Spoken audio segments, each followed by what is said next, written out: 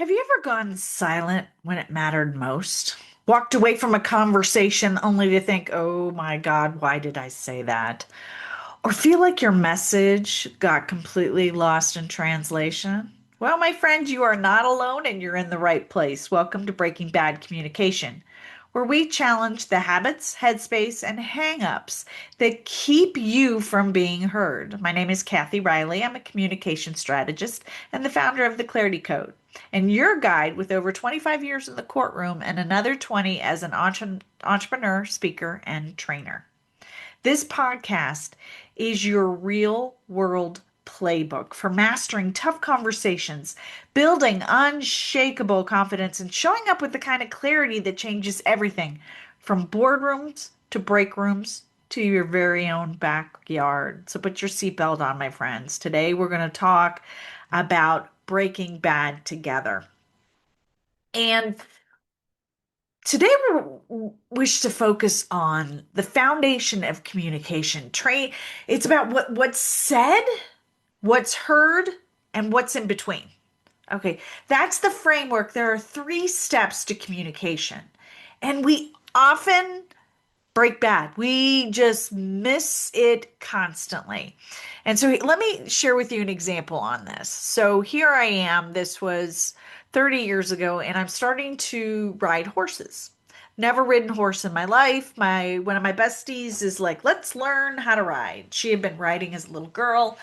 And so we started riding, starting taking these lessons. So we went out once a week to this barn out in Parker, Colorado, and it was a beautiful barn, right? And these glorious horses that were just amazing. So I'm using a school horse and sat down with the trainer, and she was lovely and a very happy woman. And so there was three of us, three women, adult women who were going to start riding horses. And two of the three had never been on a horse before. So we started at the basics, right? How do you tack a horse? How do you do all of this stuff?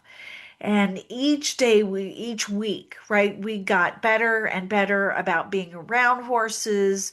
What are things called?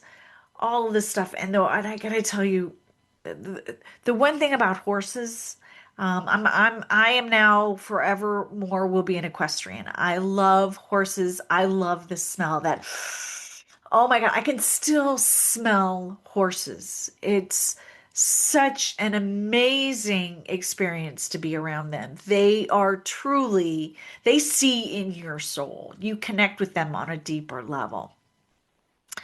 But we're in the arena, okay? And so we have a couple months under our belt of doing lessons.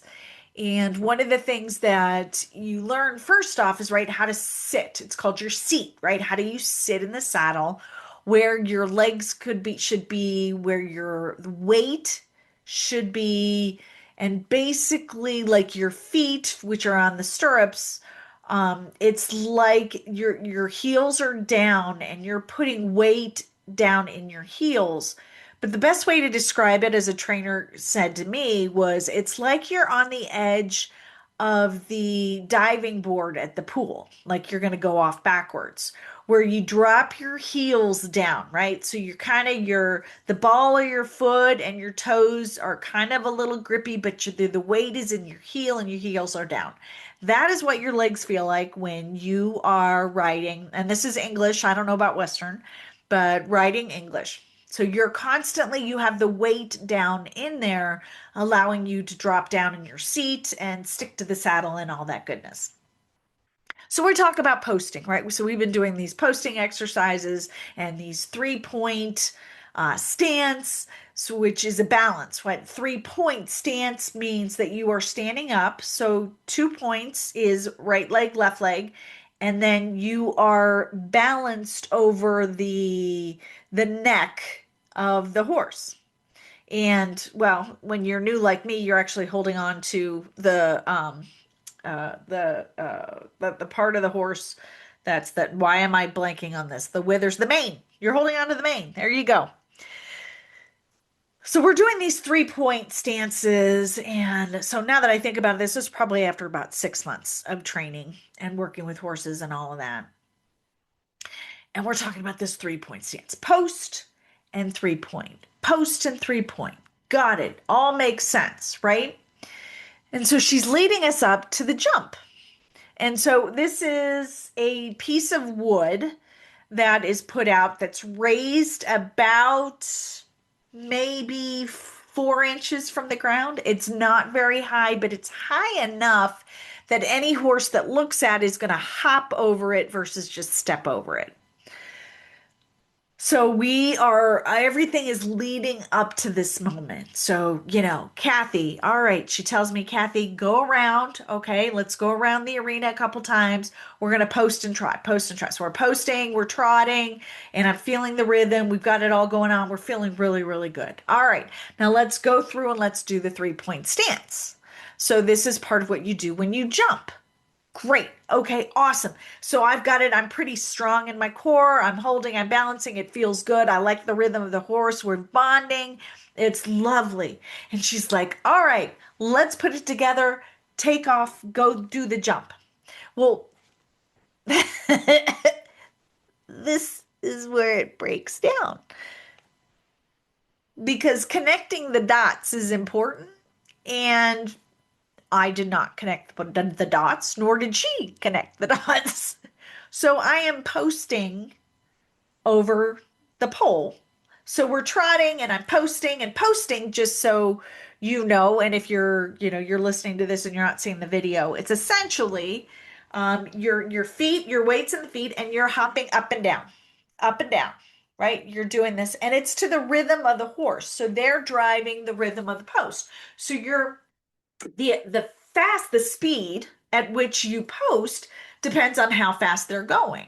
So you always want a good rhythm where you're collected, right? And everything's good and you're moving at a good pace and you feel control. At the end of the day, it's all about control. So we have this amazing control. So we go around the arena and we're feeling really, really good. And she's like, all right, take the pole, take the jump.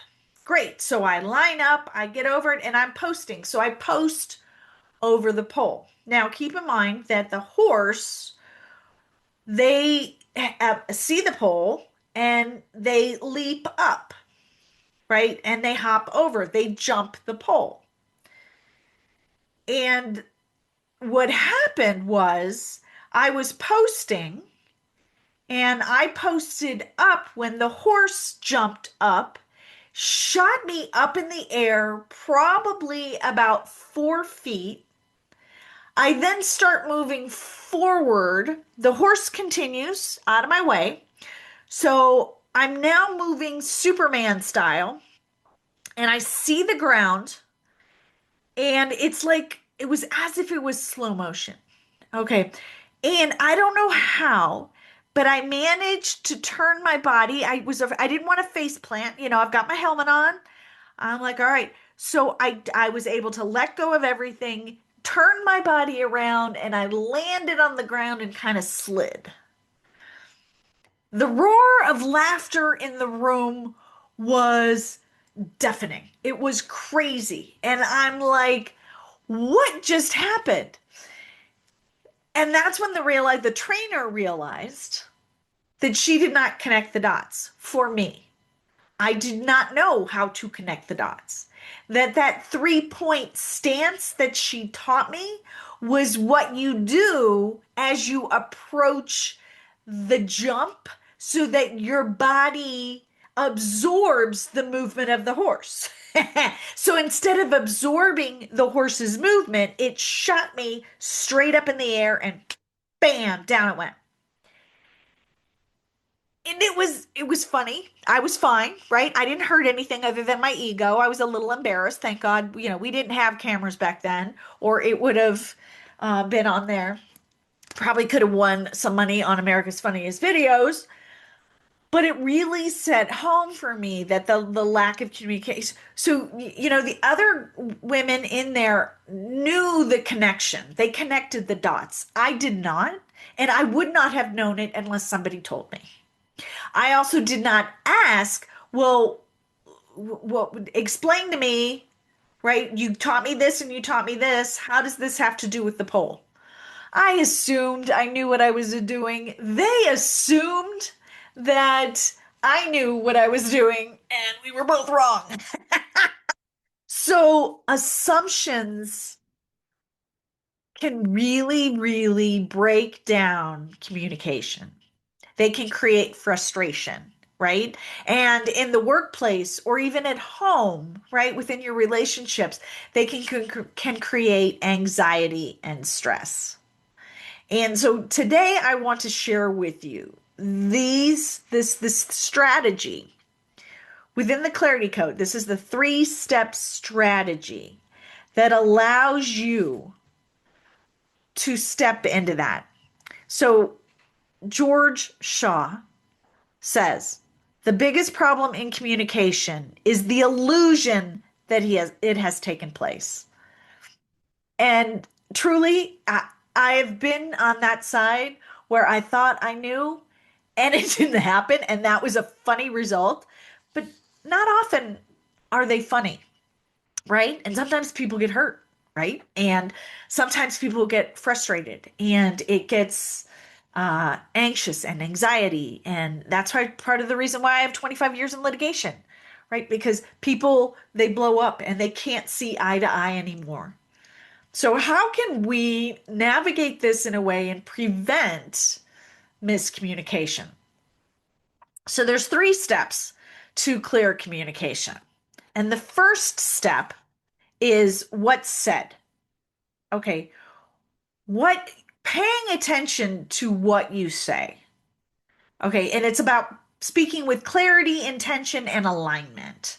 Right? People don't hear what you mean. They hear what you say. So it's only as good as your clarity and knowing that other people have different perspectives. Their meaning of certain words are different than yours.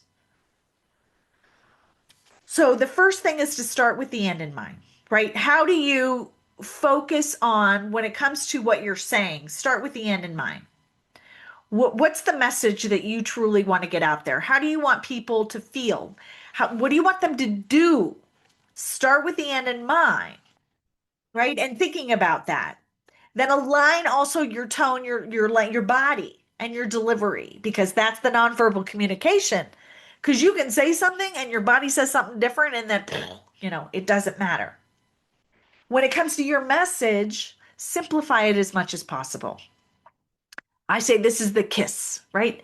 Keep it simple, smarty pants, right? Ditch jargon, ditch the filler words, the backstory, when it muddles the message. Now, storytelling and things like that is very important, but there's a lot of us that babble and justify what we're trying to say, and it doesn't matter. We share information that doesn't matter. So keep it as simple as possible. And if you can, if nothing else, it's what's the one thing you want them to hear? What's the one thing you want them to remember? What's the one thing you want them to do? So if you know the purpose and the strategy of what you're trying to say and you pay attention to that, man, you're going to avoid a lot of conflicts. And then say it how they'll hear it. And what I mean by that is knowing that we all have different personality types, right? We all, whether it's the disc, right, or bank, or whatever we are looking at, we all have different personality types. We all have different perspectives, and we all have different words that we use to describe anything.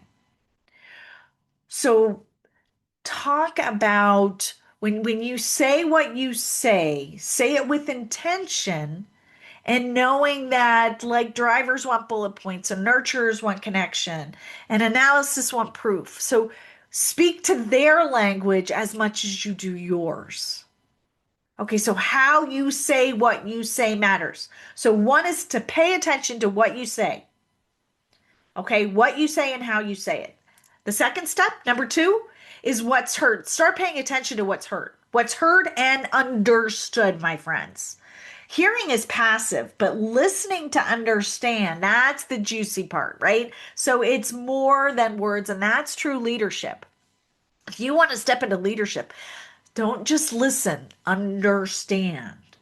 So we listen not to reply. We listen to learn, to gain insight as to what the conversation is going on. Slow your mind down, right? Stop trying to figure out what you're going to say to respond and start really, really listening and be present and get curious, right? Then clarify before you respond. Clarify. Let me say that again. Clarify before you respond. And if you don't understand what they're saying, simply ask, can you say that in a different way? Do you mean this? And I love that. Can you say that in a different way so I can understand? This is where you show respect, right? And it avoids the assumption. And then also read the room, watch body language. What are they saying? What's their tonality? What's their energy? That all plays into how they're delivering a message, right? And does what they say match with how they say it? So start paying attention to that. And the third is bridging the gap. So what is said and what is meant to be heard, right? Then there's what is heard and what is understood. And then the third step to true effective communication is bridging the gap. Bridging the gap. Closing the loop by saying, wait, so here, what I hear you saying is, let me make sure I'm understanding you. So slow things down just a hot minute. Because even though you may pause, right, and take a minute to reiterate what's going on, that is going to save you tons of energy and frustration and time and productivity in the future. So gaining clarity now moves you forward in a way that increases productivity and alignment and happiness. It reduces stress, right? And it improves retention. If you want a team that actually works together, they have to communicate together. So paying attention to what's said. So if you're the speaker, if you're communicating, what are you saying? What are you meaning? And making sure that it's heard and understood. If you're the listener, are you understanding what they mean?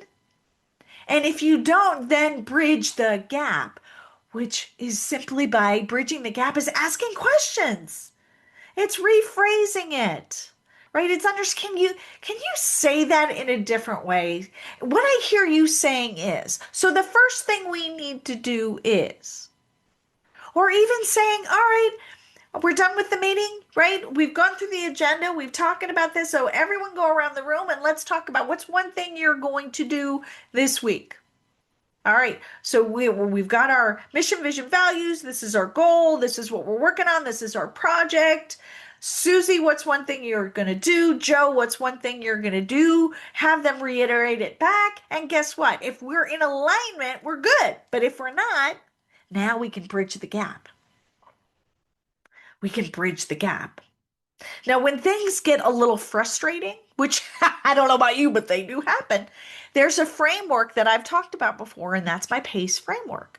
And if you go to freegiftfromkathy.com, that's CATHY.com, you're going to, and I'll put the link in the notes here, I have the PACE framework.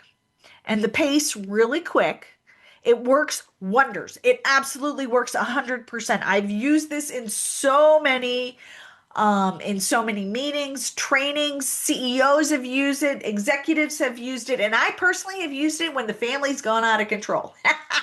So I am here to tell you it works on all levels, and that's PACE. Pause, assess and acknowledge, clarify, and then engage. So pause, take a beat, take a moment, take a breath. Pause the pattern. It's not reactive, right? Because when we're in conflict, we have a tendency to get emotional, right? And let's shift from the emotional to the intellectual. So pause. And then that means assess and acknowledge. Yes, I'm feeling really frustrated right now. Yeah, I'm about ready to smack you upside the head. So let me take a moment and say, what am I really mad at? Am I mad at this, or am I mad at this? Or are you mad at this? Or let's just just acknowledge, yes, I have feelings. You have feelings. Great, we're human. Yay! And now let's really, really assess what's going on. What is the big problem? And think about then intellectually, how do I clarify this? What's one clarifying question I can ask that's going to move us forward? And if we're like in the throes of it, and we're really, really frustrated, one of the things you can say is, can you say that again? Can you say that again in a different way so I understand? And then that let them, and that gives you another moment to do that. So you pause, you acknowledge and assess, you clarify, figure out the clarity in it. What's the question that you can ask to gain clarity in the conversation to move it forward? We're going to get intellectual, not emotional, and only then do you engage. That's the E, is engage, engage with intention. And this bridges the gap when it comes to conflict. Great when it comes to conflict. Then also, like when we're bridging the gap, there's often times where we start talking about all of these different things, and it's great to have ask questions of your people. So what I hear you saying is, what I hear you saying is all of this stuff. And then oftentimes, I don't know about you, but I think I've seen it happen more than not, we'll go off on a tangent because somebody is, they are not clear in the task at hand. And so thank you for sharing. Let's come back to this because this is what we're talking about. So now we're the bridge back question. And thank you for saying, but what I hear us talking about is this. Can I bring us back to this point? What do you think our next step should be here? That's important, but this is what we're talking about now. What do you think our next step should be here? And we bring it back so that we're not going off on all the different squirrel moments, right? So we reinforce value, empower action, and offer the next step. All right. So here's the thing about communication. And this is what we see now out right now is it's not communication isn't about being the loudest one in the room. It's not. It's about being the clearest. Okay? And we can agree to disagree. Right? I don't have to agree with you on any given topic, but I do have to understand you.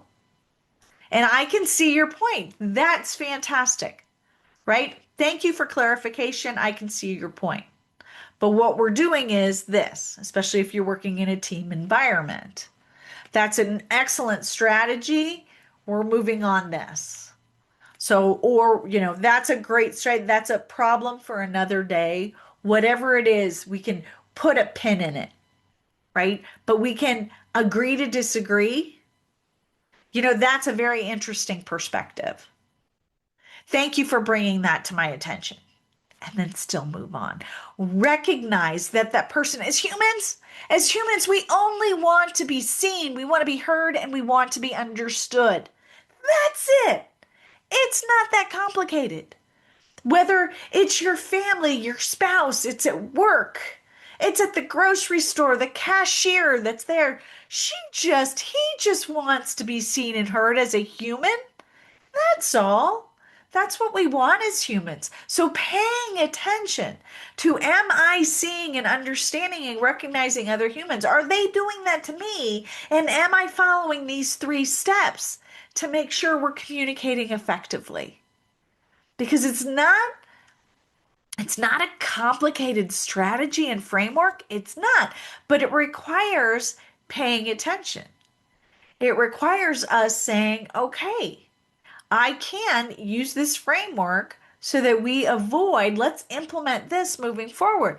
We're planning a family trip, right? We're working on a new goal for our team, whatever it is to implement that strategy, right? So the step again, first off, is it's what we say.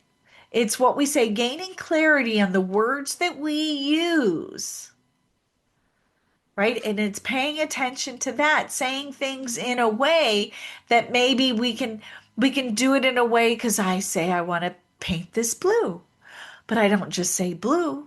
Now I get more descriptive and I want this. It's a navy blue with a little bit of gray in it. That's what I want. Right? And gaining clarity and being simplifying, that's the word, what we're saying. And then as we're hearing what we say and what we hear to understand. We don't have to agree, but we hear to understand. So what I hear you saying is, so that we're all on the same page. And then bridging the gap is asking the right questions to ensure that we're on the same page.